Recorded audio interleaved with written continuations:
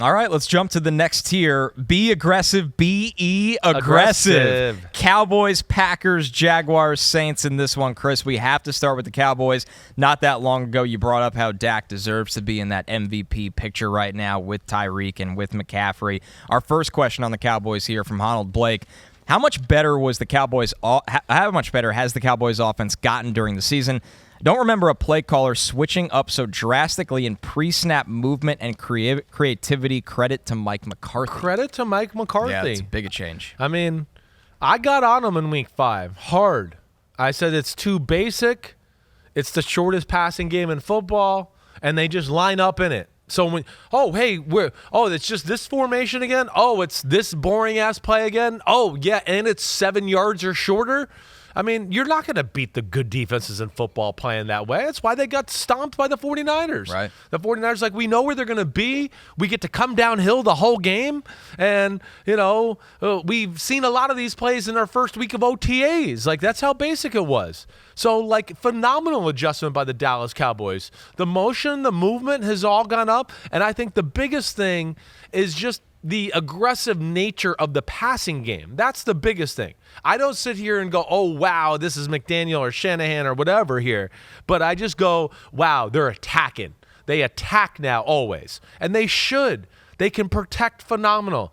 Dak can stand in there and throw the ball down the field at a phenomenally high level. And then they got the receivers to go along with that, right? So you look at it from that aspect, they were leaving potential on the field by this 5-yard slant, 6-yard hitch route, right? And I give Mike McCarthy a lot of credit for making that adjustment. So how did Dak carve up the Eagles? I know we have some screenshots we're going to dive into here for this one. What did he do in this game for an Eagles secondary that's been very vulnerable this year? Very vulnerable this year. It's a game where, and if you've seen my notes that I wrote, they should have played more man-to-man. Yeah. They should have, right? The Eagles, to me, are a little too simple in the secondary.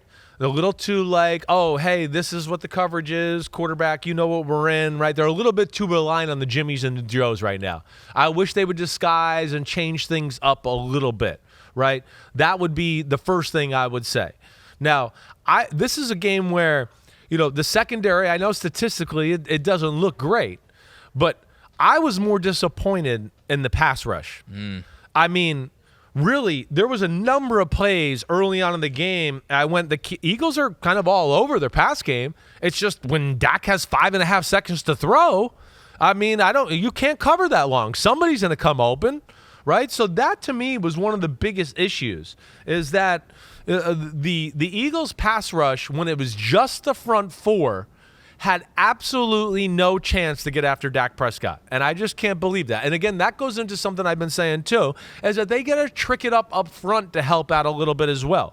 Right? I mean, the 49ers don't just stand there with their 4 guys all the time and just go, you 4 go. They put Fred Warner in a gap here or there. They move 3 linemen to one side and 1 lineman on the other side. They give you different looks. The Dallas Cowboys, right? It's the best pass rush in football. Do they just go, hey, front 4, you do it yourself? They got 1 million people at the line of scrimmage. They create advantages that, that what do I want to say, prop up the pass rush to a greater level.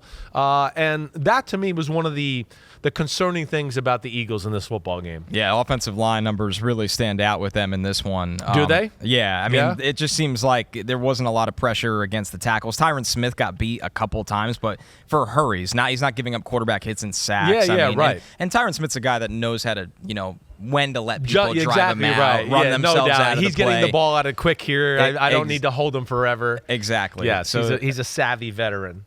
All right, let's get to there was a question here that I want to shout out. Yeah. You answered it already. Swishby said earlier in the year you mentioned you were not impressed with Dallas's attack on offense. Do you still feel the same? Obviously, you have changed your mind and seen adjustments from McCarthy. Definitely. How about the Packers here in this in this tier? be aggressive tier, right? To me, and it's not that, but I got the Cowboys, the Packers, the Jaguars, and the Saints just to hit them on this be aggressive phase here.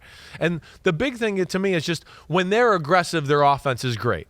That's what I say. They have good meat and potatoes of their offense, but when they push the ball down the field, it opens up all the meat and potatoes and makes them a much dangerous football team. So that's where I say these are teams where I just go, they have to have a little emphasis on, wait, we got to remind ourselves to throw the ball down the field, maybe take a few shots, draw up a few plays in the dirt every week to do that, and it changes their offense drastically. And that's why I put these 4 teams in this area. Yo, what up, homies? Thanks for watching. Remember, subscribe to Chris Simms Unbuttoned. Right now, we got Sunday pod, right? So you can have it Monday morning. We recap all the action. Wednesday, it's the What the Happened podcast. We're going to get deep in the weeds on the key matchups of the week. And then Thursday, I'm picking games with that jerk Floria. So you know where to find us, homies. Keep watching. Peace out. We'll see you.